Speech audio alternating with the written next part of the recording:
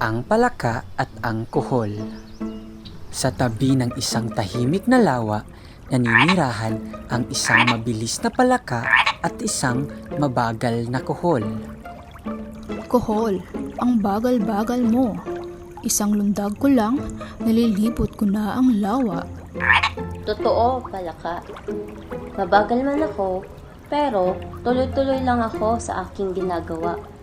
Nako, kung ako ang tulad mo, hihinto na lang ako sa paggalaw. Isang araw, may paligsahan sa pagdating sa kabilang pangpang ng lawa. Ako ang mauuna riyan. Sa isang lundag lang, panalo na ako. Ngunit sa gitna ng karera, nadulas ang palaka at nalaglag sa makapal na damo. Samantala, dahan-dahan ngunit tuloy-tuloy lang si Kuhol. Sa huli, si Kuhol ang unang nakarating sa paroroonan.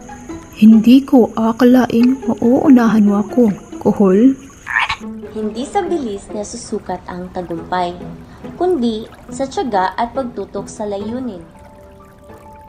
Aral, ang tiyaga at pagtitiis ay mas mahalaga kaysa sa bilis kung nais mong makarating sa iyong patutunguhan.